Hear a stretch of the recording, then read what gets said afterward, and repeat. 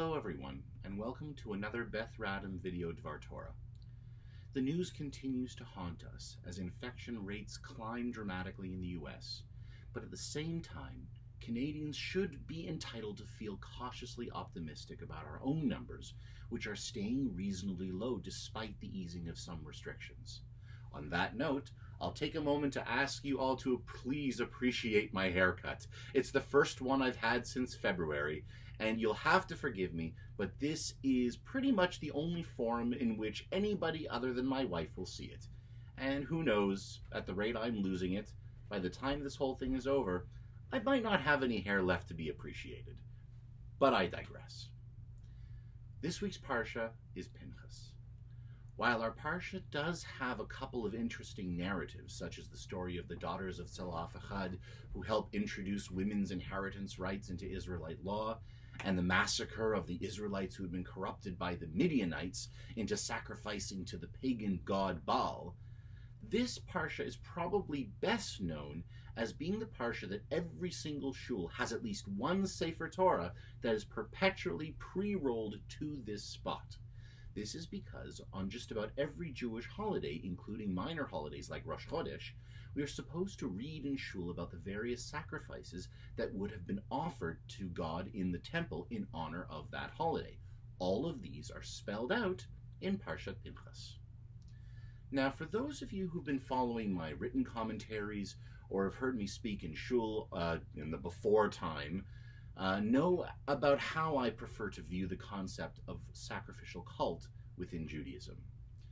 Obviously, in a modern world, the idea of ritual sacrifice of anything, let alone living animals, doesn't sit well with our modern sensibilities and even seems to violate our fundamental understanding of the nature of God when we try and wrap our heads around the idea of what an abstract, non-corporeal God who exists outside of time and space wants with ritual blood sacrifice. The way I view the sacrificial cult in Judaism, a view that is also supported by many other scholars within the conservative Jewish movement, is that God intended the sacrificial cult to be eventually dismantled within Judaism, used only as a temporary means to organize a civilization whose people could not originally conceive of worshiping any deity in any other way. This, of course, can be supported by examples in the Torah that suggest sacrifices were meant to be used only as a temporary mechanism to bring about social order and to teach fundamental social values, such as sacrificing a portion of our wealth in order to simultaneously bring benefit to that social order, as well as bringing personal fulfillment through the act of giving, which is, of course, a fundamental value that remains in Judaism today. This beautifully systematic evolutionary approach to Judaism only further deepens my own faith. When I imagine that a grand design spanning thousands of years brought Israelites from a people of slaves through to a modern Jewish people with a philosophy, theology, and theurgy, all derived from the same 3,500-year-old text. But this is all material that I've covered in depth before. Today, for Parshat Pinchas, I'm bringing the topic back up because, against the backdrop of our current global challenges, I'm beginning to appreciate this idea in a new way. I feel immensely fortunate and grateful to God that despite these times, I personally am still able to do the work that I do for our shul community. But I cannot even begin to describe how completely different that work is today when compared to the work that I was doing months ago. The world has changed. The Jewish people have changed. Our community has changed. It's a frightening thing, and I'll be the first to admit that I'm frightened.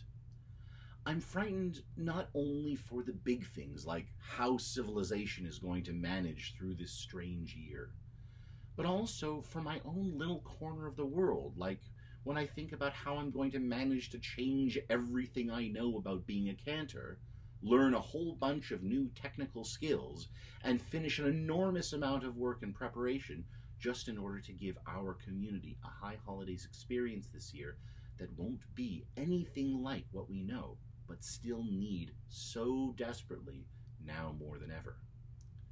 But at the same time, just look at what we're doing. We've built an amazing virtual community, figured out how to continue teaching our kids.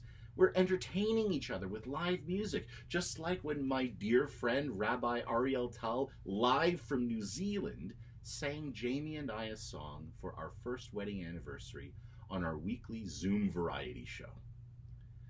The world, Judaism, our community, is evolving right before our very eyes.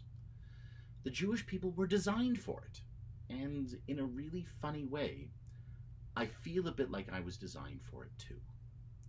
God willing, we will be all together in shul again soon, davening on Shabbat and holidays just like we always did. But now Beth Radham is about to take a big step into the world of live streaming, and my guess is that it will be here to stay. It's going to feel a lot different, and may take some time to adjust. But this is a part of the brave new world that's ahead of us. No, I'm not comfortable with it, but I'm going to embrace it and make it something beautiful, something that I know our community is going to be really proud of. This must have been a bit similar to what it was like to transition from a version of Judaism that was focused around the sacrificial cult to a version that wasn't. We also happen to be now entering what Judaism refers to as the 3 weeks.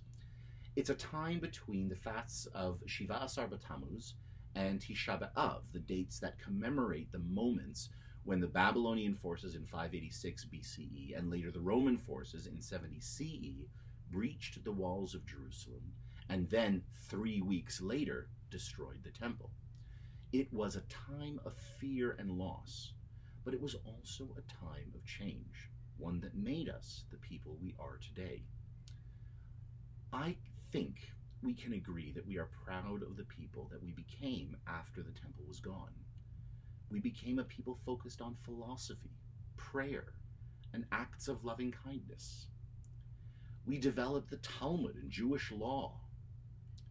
Scholarly rabbis became our leaders instead of priests who were born into the job.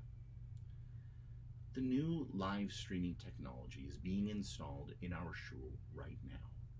And once it's ready and we learn to use it, virtual shul will be here for Beth Radham members. And a few weeks beyond that, it will be time for the most monumental high holidays we've ever had. Once again, we've got a chance to bravely take Judaism into a new virtual era. And I think that our future generations will thank us for it. Shabbat Shalom, and I'll see you in shul soon.